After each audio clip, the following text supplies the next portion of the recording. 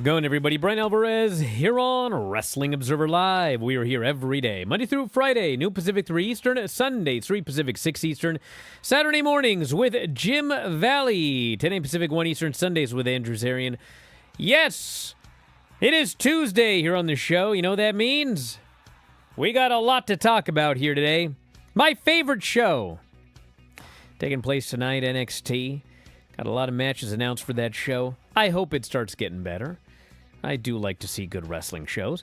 But we'll tell you about that. Dynamite is tomorrow night. Of course, last night was Monday Night Raw. I thought overall a pretty good show. We're building up towards the Elimination Chamber slowly but surely. We still have 3 weeks left until the show. So we'll tell you what happened on Raw last night. We also have a lot of news, not the least of which is the death of Tadao Yasuda. We're going to talk about him here today, and also a lot tomorrow with Filthy Tom Lawler. I'm sure Tom has got a lot to say about Tadao Yasuda. We've also got a long-time WWE, I guess he worked in production. We'll talk to Lance about Jim Shank. Not sure if he knew him or not. He was the company's technical operations manager. Been there for over 25 years. We'll talk about that. Plus updates on Braun Breaker and the Becky Lynch-AJ Lee match. We got a coffin match coming up for TNA. We've also got some notes from a Big E interview where he talked about Ridge Holland. Some of you may know the Sandman is having his final match April 17th at the Horseshoe in Las Vegas. Joey Janela's Spring Break X. Do you know who his opponent's going to be? If you don't know, don't look it up. We're going to tell you. So, the Sandman's final opponent. Who will it be? And it will not be me. But we'll find out. A lot to get into here today. If you want to text us, 425-780-7566. F4WOnline at gmail.com. F4W Online, Threads, Instagram, and Cameo. At Bryan Alvarez X and Blue Sky. Back in a moment. Observer Live. Just a quick note before this free video. If you click like and subscribe, I'd be very thankful. What was up with this week? Everyone thinking Monday was Tuesday. Well, that was just Everyone? you, sir. Yeah, well, I mean, when it happened, it was like I got all these people that were messaging me going, my God, I thought it was Tuesday too today. It was like something happened with like the moon or something, and it caused everybody to think that Monday was Tuesday. You know what I'm saying? No. It's like, God, am I losing it? Yes. Have you ever lost something and gave up all hope before finding it in an obvious place? Yeah, my mind. I went to go make her the quesadilla, and I opened up the pantry, and there's no tortillas. I looked down on the ground, and there's the package that they used to be in, but there's no tortillas. So I call Hanale over, and she says, well, I didn't know how to close the bag. Uh-oh. So I put them all in a box of light bulbs. I said, why did you put them in a box with light bulbs? Swear to God, she goes, if that box is good enough for light bulbs, it's good enough for tortillas. I said, no, that's not worse. I open the box, these tortillas are hard as a rock. She is so your daughter. Crumbling to dust. It's insane. God.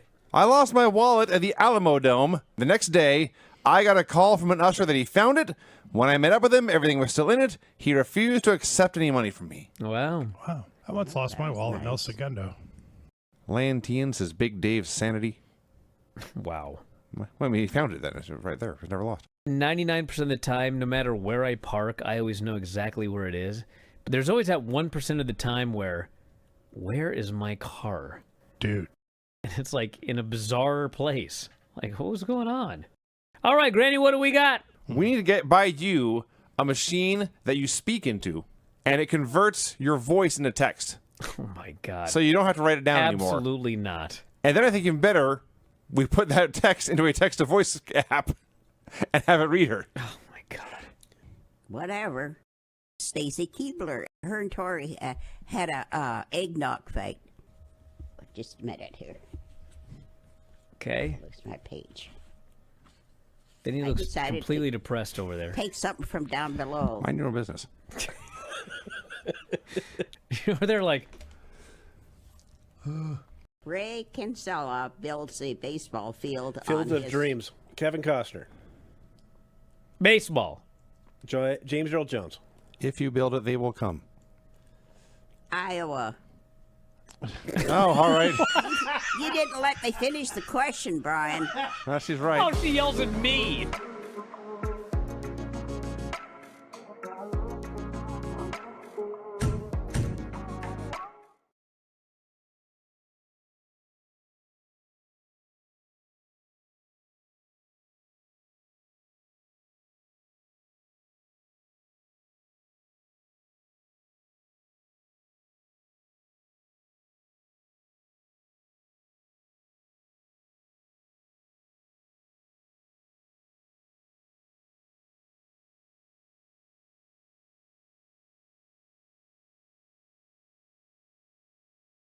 Well, we're back here on the show. Bryan Alvarez here, Wrestling Observer Alive. Lance Storm is joining us here today.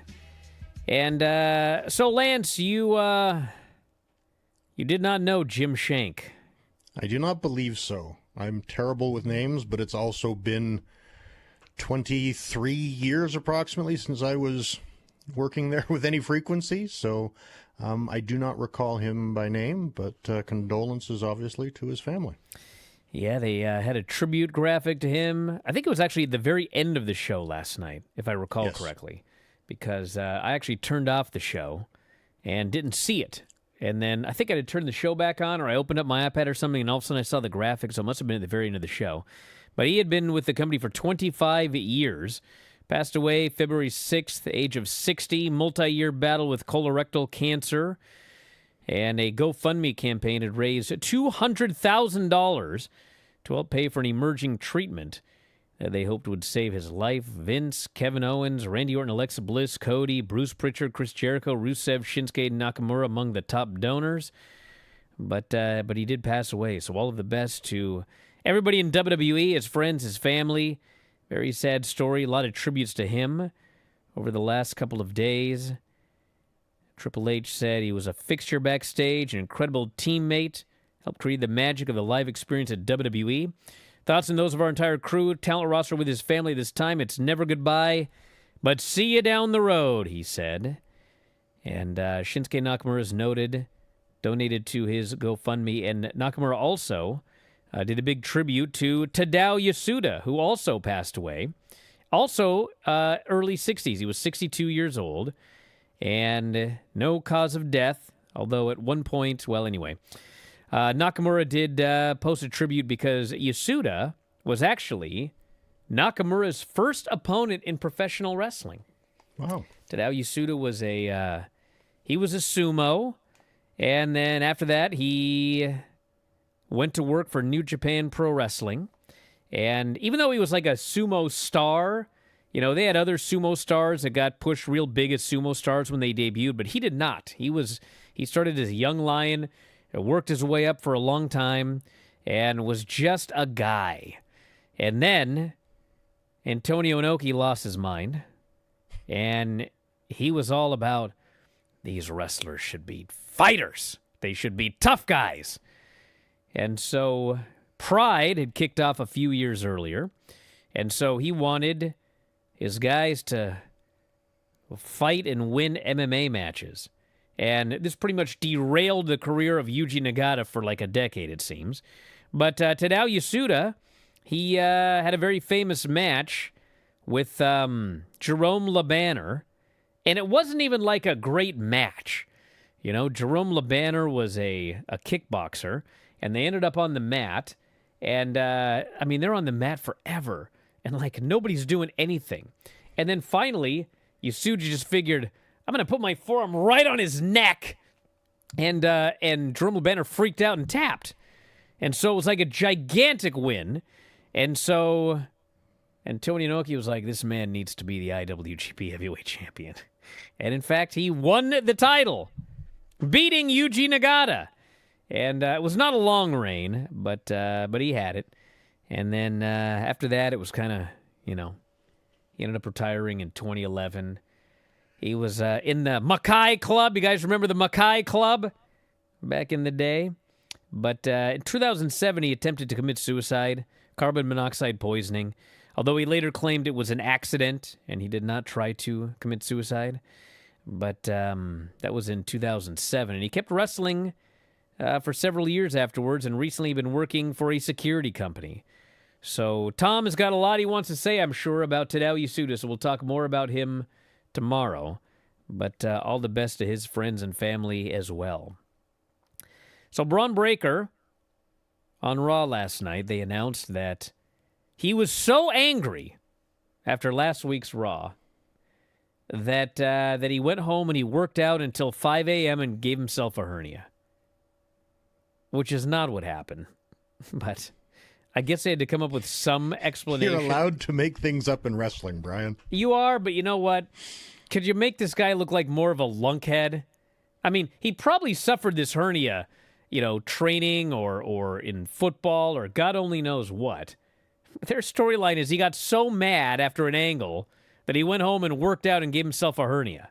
So, I don't know about They needed to blame Pierce somehow. I know, but they could have said, I don't know. I think what actually happened was he aggravated it when he flipped over that table. That's the story. That solid oak reinforced table strikes again. Golly, it may actually be. So anyway, he had an emergency surgery, and it is a legitimate emergency surgery. So this was not, hey, we're going to get him out of the Rumble early, and then we're going to suspend him, and he's going to get... Nope, he flipped that table. He wasn't feeling good, and they said, we got to do this right now. So they gave him the surgery, and it's a hernia, okay? And anybody can get a hernia, but, most of the people I know that have hernias are older people, 50s, 60s, 70s, 80s. Granny's got a hernia right now. Father-in-law hernia. My wife had one and had immediate emergency surgery a couple of years ago. Yeah, sometimes you need the emergency surgery, and sometimes you can just hers was a strangulated hernia. Yeah, so that's they bad. Had to remove part of her bowel. Yeah. But my point is, it's often when you get older, you end up with a hernia. And so if you go online and you see how long it's going to take for recovery, I think a lot of that is, the vast majority of people are older. And when you're older, it does take you longer to recover from these things. So one would think that he would be on the shorter end of the recovery scale since he is in his 20s.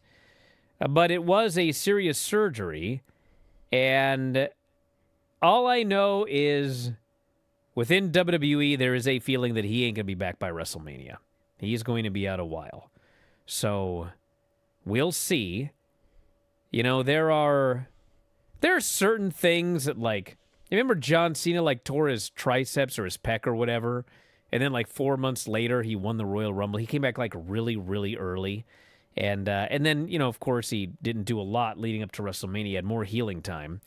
But I know with a hernia, it's what you do not want to do with a hernia is undo that surgery.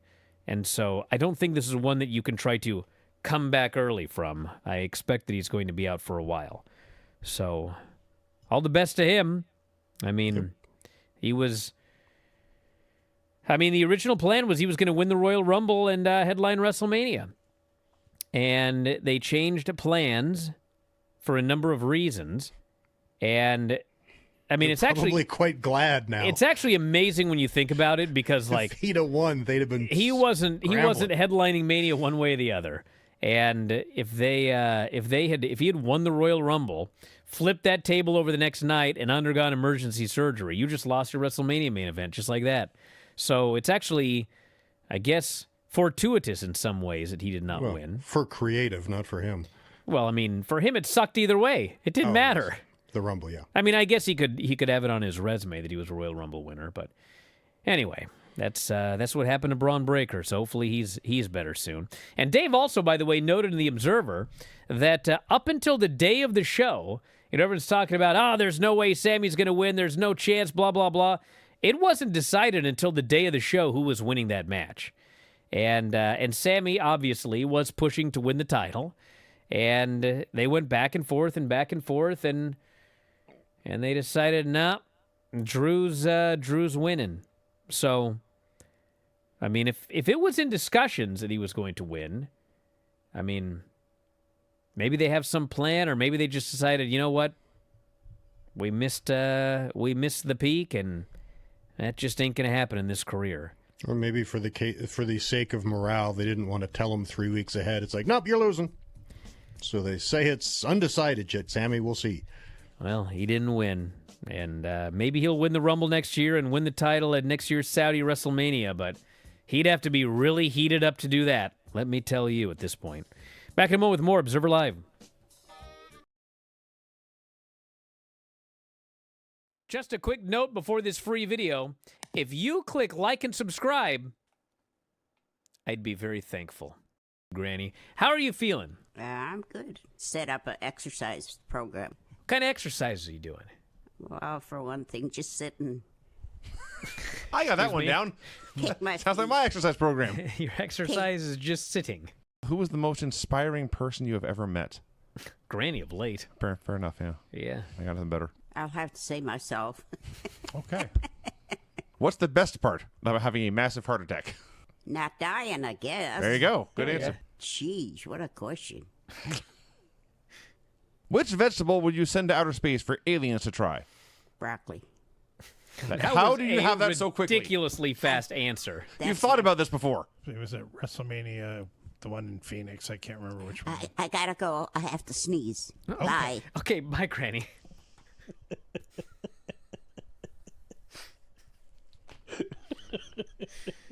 Granny laid on the guilt trip to end all guilt trips. Sorry, I wrote.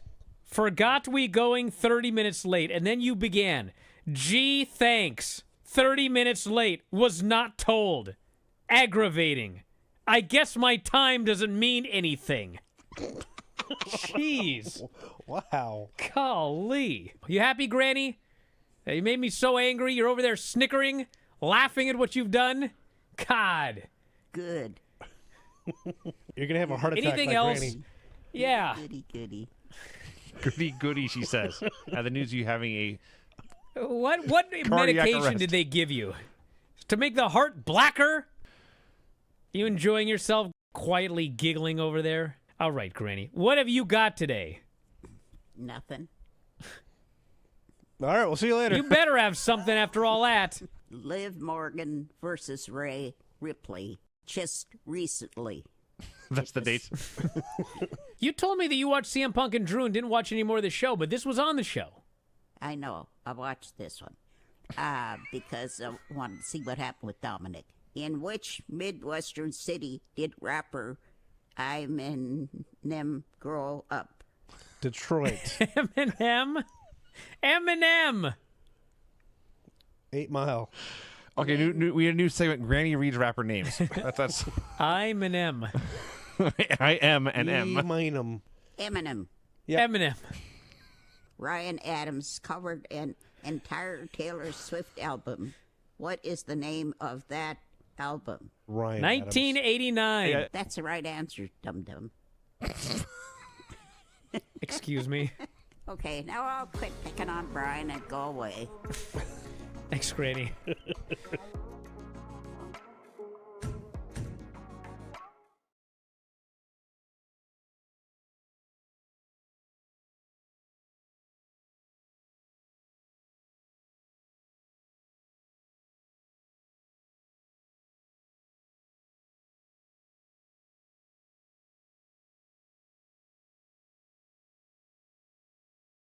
Bringing the show, Bryan Alvarez here, Wrestling Observer Live. Lance Storm joining us. Someone asked here, you think Seth is back by Mania? And I would say, like, I don't know about 100%, but Seth is publicly saying he thinks he's going to make it back by Mania. And I have no earthly idea why you would say, I think I'm going to make it back by Mania, if it was looking like you weren't going to make it back by Mania. Normally they do the opposite. I don't know if I'm going to make it. And then they make the surprise return. He's not even doing that. He's basically saying, I think I'll be back by Mania. Well, I think we're supposed to believe he's currently on the show. Like, I guess. We mentioned it a while ago where you said you thought he could make it by Mania. I'm like, well, he's got to be able to make it in time to cut an angle to build a Mania match. And I assume Grayson Waller or whoever's under the black hood is playing the role of Seth Rollins to cut the angle for him so he can have a match at Mania. Well, I'm not sure if we're supposed to think that's Seth Rollins because they did this before. They had a masked guy, and he did all of Seth's moves. He did the super kick. He did the curb stomp. But then he revealed himself to be Theory. And so now we got another masked guy doing the same thing. And so maybe it's Seth, or maybe it is Grayson Waller, or even after the Royal Rumble, it was like people were saying, I think it might be Logan Paul, like he was turning on his team or whatever. So I think it's supposed to be a mystery. Well, it is. It could end up being Seth. I believe it will be Seth, and this is the angle, so he doesn't have to be healthy enough to cut it. It probably will be Seth in the end, but I mean, right now we don't got much of a vision. I mean, nothing against the guys. Can't lose another member. We got Logan, who is. By the way, you notice that like he was doing like 1 million matches at the end of December, and now he's rarely wrestling. I think he's contracted to X number of wrestling matches per year, and last year he had like 6 matches he had to make up in November, December. So he was ending up wrestling every week. Now it's a new year, and so he's not wrestling so much. But you got him. You got Bronson, and then you got Theory, who's literally the designated jobber. Remember, people were so mad at me at the disgraceful statements I was making about Austin Theory? And meanwhile, I don't know about you guys, but I watch the show, and all this guy does is lose. So, I don't know. Doesn't seem like he's in a much better place now than he was before, which was my whole frickin' point. But the point is... But did you notice that his nickname now is The Pressure? They mentioned that once or The Pressure. 50 times. Huh. How about that? The Pressure. Mm-hmm. It was mentioned a few times. It was said about 50 times. As well as Evans from the Heavens. Get used to that one. If you're sick of that one, I don't know what to tell you. But anyway, maybe we need someone else in the vision for a while. Who could that be? Who could we put in there? We're missing 2 guys for the foreseeable future. 2 guys? Yeah, Seth is out. And, well, Seth's not in the vision anymore. I guess, yeah, he has been booted. But Braun's out. So that's 1. Yeah, I think we need more people in there. That's my point. Anyway, Becky Lynch and AJ Lee is official for Elimination Chamber. And at this point, unless things change again, they're going to wrestle WrestleMania as well. There was mixed messaging. Did Cole misspeak or did AJ? Because AJ made the statement, if I beat you at Elimination Chamber, I will be the #1 contender. I want a title shot. And then when Becky agreed to have the match, Cole announced that it's a title match at Elimination Chamber. Well, my lineup has it as a championship match at Elimination Chamber. Okay. So, theoretically, AJ could win that match, and then Becky beats her and wins the title back in Mania. Some kind of stipulation match or something. I could see that happening. But did AJ not say that if she beats her at Elimination Chamber, she should be the #1 contender and then get a title shot? Yes, and then Becky said there will be no title shot. And then AJ said, well, no title shot, no match. So then she changed it to it will be for the title. I don't know, man. I didn't like that segment. I did. I did not like it one bit. I shouldn't say one bit. It was about the 2 competitors and not about the audience. I liked it. Yeah, but Lance, you're in this audience thing now. Becky's character is so over the top. Like, do you guys remember? Dude, it's WWE. Over the top is what they do. But were you not a fan when the Ultimate Warrior was a guy, Tugboat was a guy, R-Truth's a guy? Over the top wacky characters is what WWE is. I don't want to go back to the early 90s. Bro, when guys, listen, just if you didn't watch Raw, start with the opening segment, okay? The opening segment is a wacky woman losing her mind. Punk and AJ show up. Everybody starts cheering that AJ's there. In the background, Becky turns a corner and she sees her. And I haven't seen one silent film in my life with acting this preposterous. Not even your own? She, throws it down. I was like, dude, there's a person here. What are you doing? Like, she lost her mind, bro. And then it got even worse in the promo. Dude, how many times, what do people complain about in matches? What do they complain about? They complain about 1-2 kick out, and then the person has to do the shocked face of the person kicked out. This promo was one long shocked face. She was so over the top. She was so like, I can't do it, dude. That's who she is now. No, stop it. God. Do you guys remember when she was like the biggest star in all of wrestling? She's not now. And if you were in the mid-card feuding with Maxine and such, you'd lose your mind too. Even Timeless Tony doing her gimmick isn't this over the top. Oh, please. Anyway, they're going to wrestle again at Mania. Speaking of over the top, Elijah and Mustafa Ali will be having a casket match at the taping at the Pinnacle in Nashville. On Saturday. Yeah, are you going to finally make it? That's the plan, brother. I'm finally going back to work. Wow. What a life. Winner of the upcoming match will be whoever is able to stuff their opponent into a casket that's shaped like a guitar case. So it sounds like a guitar case match. Yes. Not a casket. A very large guitar case. I don't like the idea of Ali actually in any match at this point. This guy's going to kill himself, dude. Oh, okay. I can't like, remember. Why do you not like I love Ali. I don't want to great. see him die. Like, he's actually, in some ways, I mean, he's up there with Darby, dude. It's a little different, but, like, he has to do one crazy thing in, like, every match where it's like, are you trying to kill yourself in this match? What are you doing, dude? I don't know, man. He's a very talented guy. I don't like seeing anyone risk their lives in every single match. Know what I'm saying? Yep. Biggie's never held any ill will towards Ridge Holland. He did an interview on 107.7 The Bone. Don't yell at me. That's out here in San Francisco, by the way. Is it really? Wow. I'm pretty sure they're like 10 minutes away from us. How about that?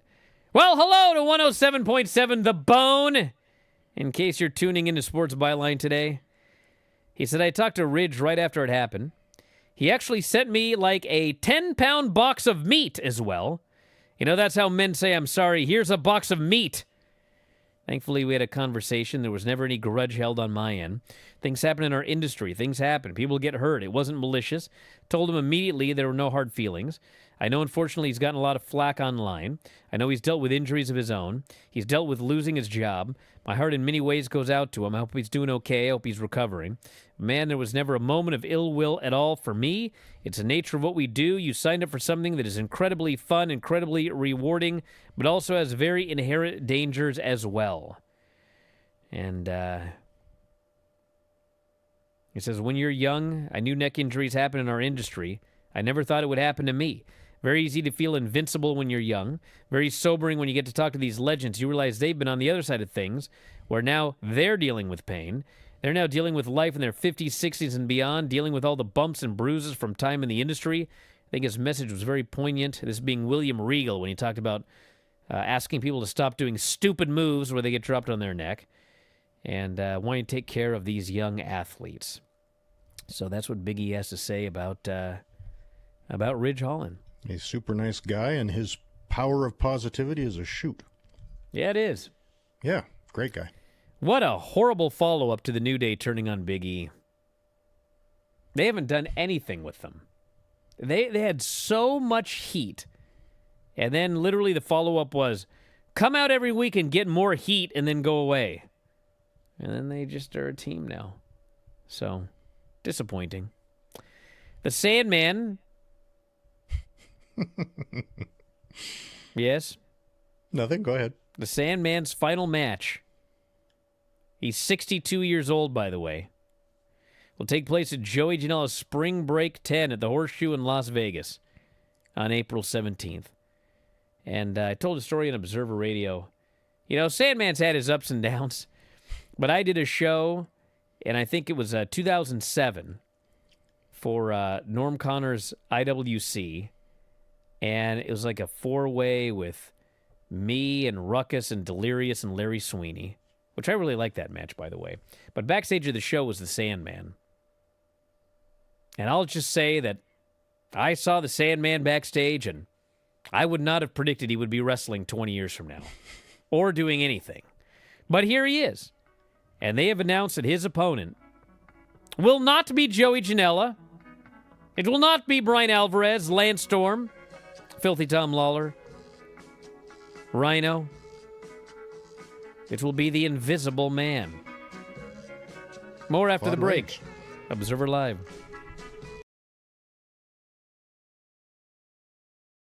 Just a quick note before this free video. If you click like and subscribe, I'd be very thankful.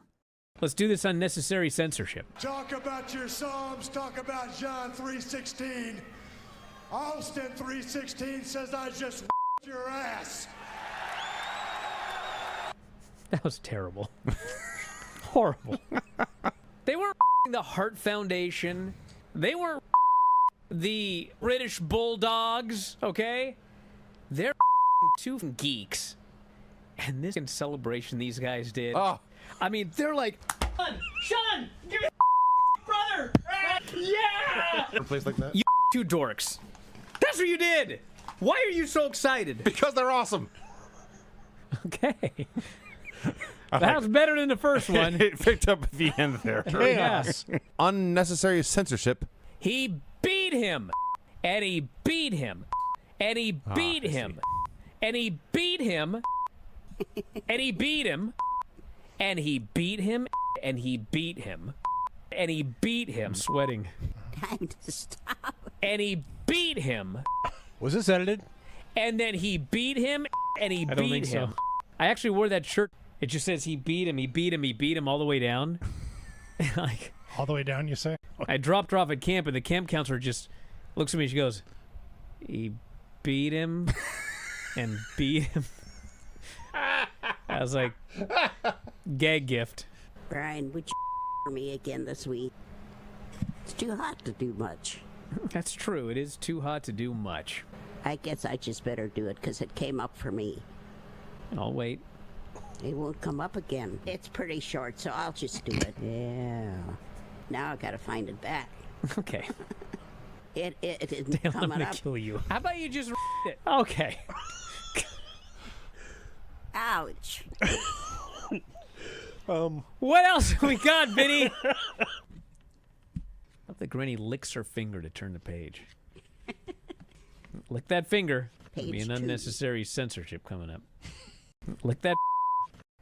Okay, let's see. Unnecessary censorship. So Oro Ethan after the match and gets his ass just into the earth. Vinny. And Ethan is leaving, holding his all confident. And then Oro just comes back to life, and now he Ethan's ass. Oro jumps him from behind. Yep. Then he his ass after cheap shotting the guy. Haha. That was interesting. That's quite unnecessary. Instead of suffering through the YouTube chat, click like and subscribe.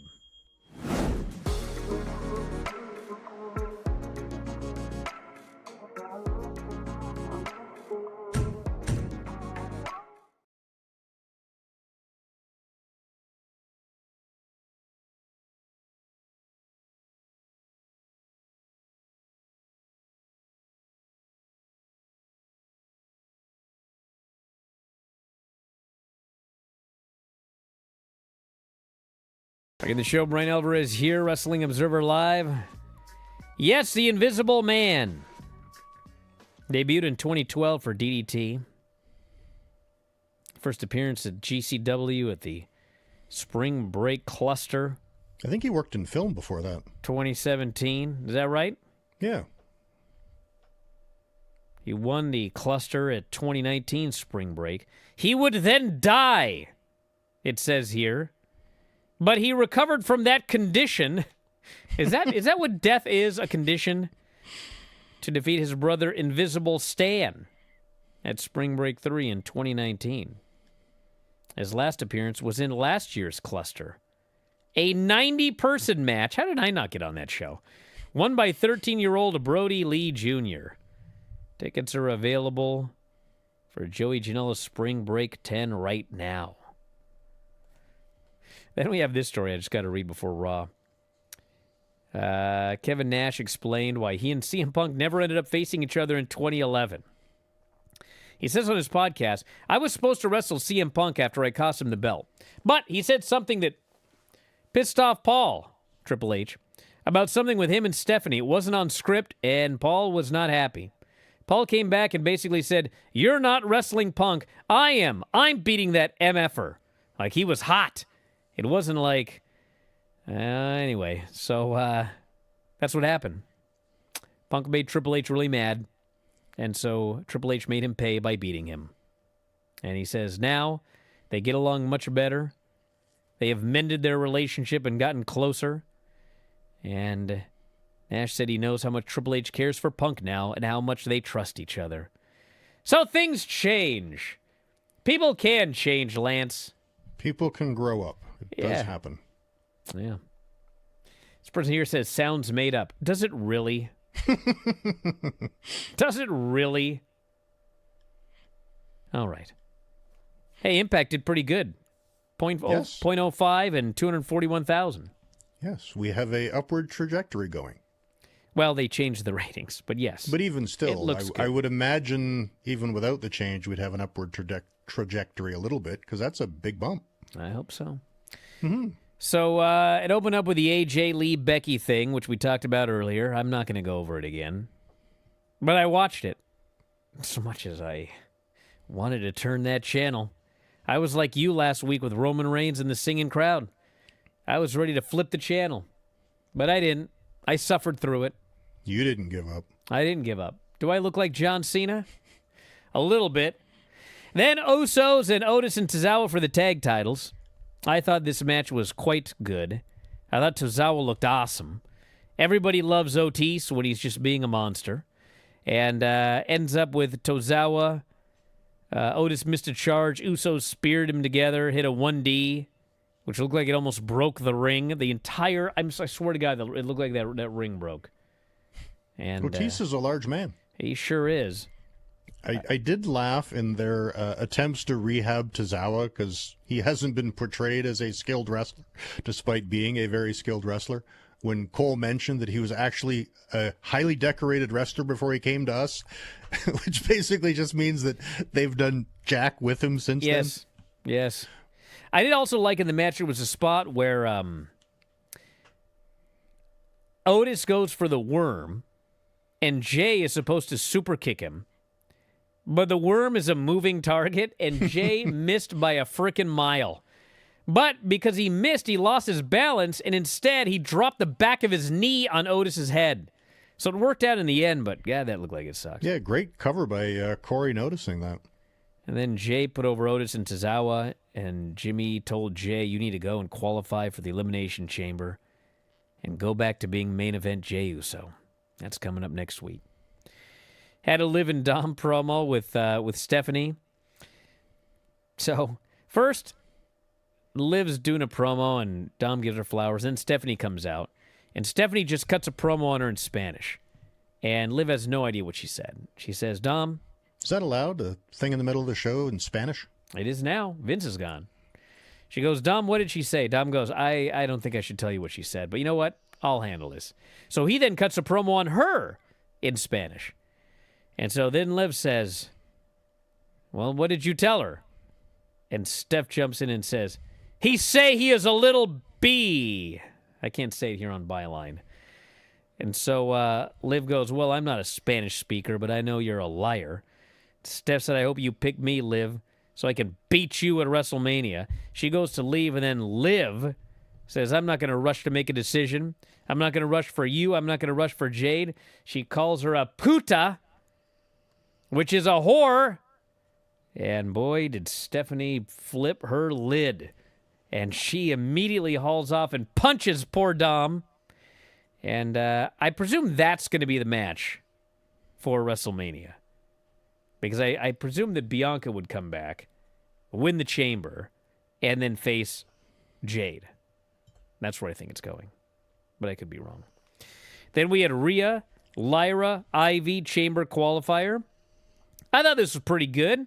They gave Ivy a lot. Rhea ends up pinning Lyra, not Ivy. And Rhea Ripley is going into the chamber. First part of this match, I thought was good. The second part of the match, I mean, it was sloppy. They started getting a little fancy. They screwed up a Steiner Bulldog spot, which was completely bizarre. And then a few others just did not look smooth. But the crowd went nuts for Rhea winning, so there you go. Then we had Dom, Liv, Raquel, and Finn backstage. And basically, Dom says, Finn, I get it. I know you want CM Punk, but I don't think it's happening. You need to go win the tag titles with JD. And Finn goes, I made it clear. I want Punk. I want the title. And Dom says, I know, but everyone's talking about Punk and Roman. Your window might be closed. And Finn goes, I'm tired of being an afterthought. I thought we were supposed to be family. And he leaves. So he storms to the ring to interrupt Michael Cole. And he basically says that he wants CM Punk and he wants the world title and he wants an Elimination Chamber. Adam Pearce comes out. He says, that ain't happening. I'm not putting this Roman Punk match in jeopardy. And Punk, of course, comes out, starts arguing with Pearce, gets in the ring. He says, I want this match, Finn. You're not an afterthought. You're my first thought.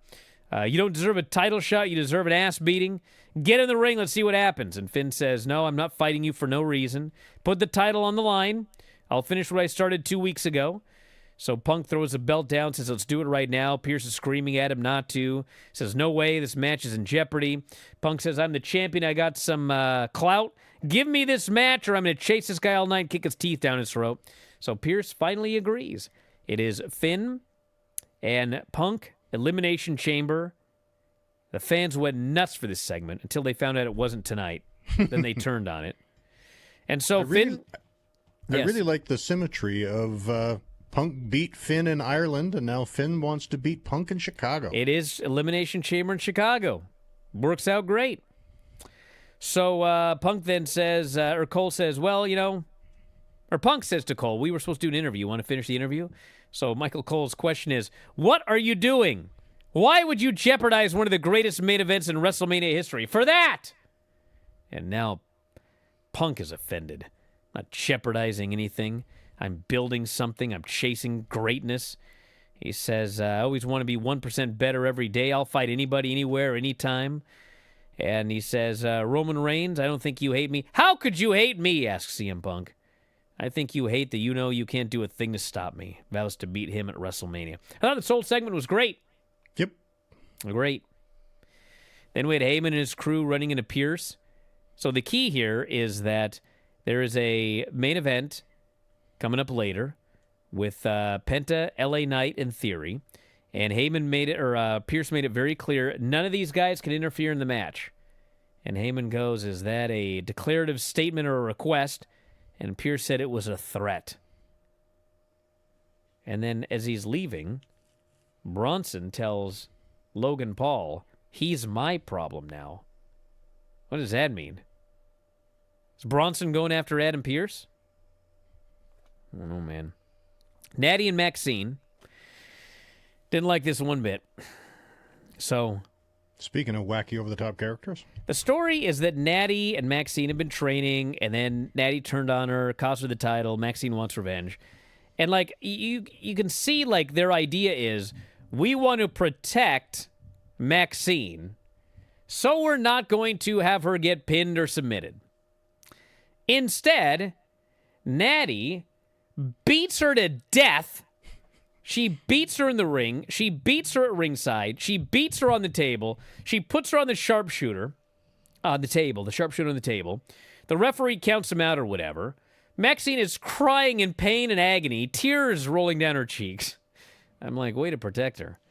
So then AJ runs down to make the save. They go to help Maxine in the back, but Becky runs down, posts AJ. And then Maxine, who was crying and in great pain, she's magically healed, and she helps AJ. Didn't like it. Not one bit. We had Javon and Original El Grande versus Rayo and Bravo. So the match was a lot of fun.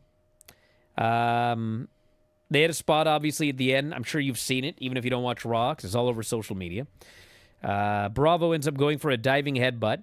Javon, who had been beaten up outside the ring, You don't see him, but he climbs to the top, and he flies off the top with a cutter onto Grande as he's going for the diving headbutt. It's perfectly timed. Place goes wild. They showed like 15 replays. As they should. Yep. And then ends up with he hit a dive to the outside. El Grande hit a diving headbutt on Bravo and pinned him. And then afterwards, both Grandes attacked each other and teased unmaskings. So I think they're going to do mask versus mask at WrestleMania. And personally, I think that when this whole thing started, I think this El Grande 2 was supposed to just be a thing to lead to the mask match. And my guess is that that ultimately, El Grande 2 would be unmasked, and Kaiser and the other two would just reform Imperium, the three of them. But this El Grande 2 is so over.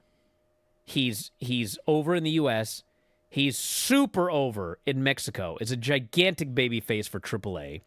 He's like learning Spanish. I mean, he is all in on this gimmick. He's way more over as El Grande 2 than he ever was as Ludwig Kaiser. God bless the guy. And the same cannot be said for Chad Gable. He looks like he's having the most fun he's ever had in his entire career. If they do this mask match, Gable's got to be unmasked. They can't go the other way. I think that would be a terrible idea. And we had a Gunther promo. He's going to win WrestleMania. And finally, the main event, Penta Theory and LA Knight Chamber qualifier. And, of course, the guys ran down as they were not supposed to do. And Adam Pearce runs down to kick them away from ringside. They interfered. They actually took the referee to interfere in a three-way no DQ match, which I couldn't figure out. And then, of course, the hooded man hits... They really should have had someone backstage distracting Adam Pearce. They should have. Hooded man hit ringside, Superkick Theory stomped him, fled through the crowd, Vision goes after him, and then LA hit Theory with the BFT, got the pin, so LA is going to Chamber. LA was super over. The last few minutes of this match had so much heat, which is a big departure from SmackDown. The SmackDown main events are just like... The fans just watch them. But like on Raw, the main events are always hot. So anyway, I thought the hooded guy might be Sami Zayn by the way he moved, but now people are thinking it might be Grayson Waller. So, not sure. But anyway, I thought this was a very good show overall. And Paul and Pierce have a lot to hash out coming up on the next show. Back in a moment, Observer Live.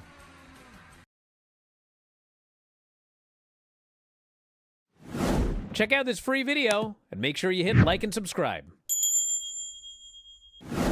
If Truth didn't have the best weekend in this company, then Mr. Iguana did. Oh, yeah, this guy is over, dude. We'll get to him in the Worlds Collide review. But he's got merch up on WWE Shop. He's going to make so much He's got these money. kids that want to see more Mr. Iguana. Yeah. So his face paint is so funny. I must stop you right here.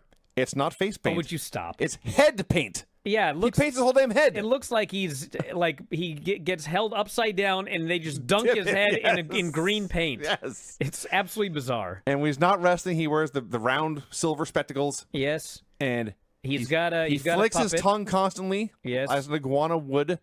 And Del Toro and Octagon do whatever, and people are patient, but they don't care. And then Iguana tags in, and they are hyped. It took about 7 seconds to make himself my favorite luchador. He starts, I forget who he's in there with, but the guy offers a handshake, and so he licks it because he's an iguana, and then he gets hit with a shoulder tackle, or it's a chop. He takes a chop, he drops to his back, he sticks all four limbs straight in the air. Yes. He's playing dead like an iguana would. So then he brings in the puppet. I didn't get the puppet's name. I should have used it 50 times. But it's an iguana puppet that he thinks is real. Well, already up on WWE Shop. Excellent. Yeah. Excellent. You know if Harley Cameron's doll is on the AEW? I do not know. It's not. Okay. It's not. Yeah. Just throwing that out there. So he starts doing spots with the puppet in his mouth. He lets the puppet try to get the pin. And amidst all the silliness, Conan says, you know this Mr. Iguana, he's most popular with children. I liked how as soon as the puppet started doing spots, Corey Graves goes, is that legal in Mexico? And without skipping a beat, Conan goes, yes. Low on the list of things you will see in a Lucha Libre match, especially in AAA. So he starts using the puppet more as a weapon, or as a distraction, I should say. But it ends up with Lindsay Dorado getting a hold of this puppet, and he snaps, and he stomps the puppet, and he grabs the puppet, and he Spanish flies the puppet. This crowd is outraged. They're pissed. They're furious. But he's even more pissed and furious. It got more heat than anything else, maybe on the entire show. Mr. Actually. Goddamn Iguana. They were who's furious. Seething, and his eyes are breaking out, and he snaps and just rips ass. He grabs his own lizard and is whipping these guys with it. And then they remember it's just a puppet, and they stop selling. This was a very, very fun match. I liked it a lot. And there's a lot to learn here about marketing. Yeah.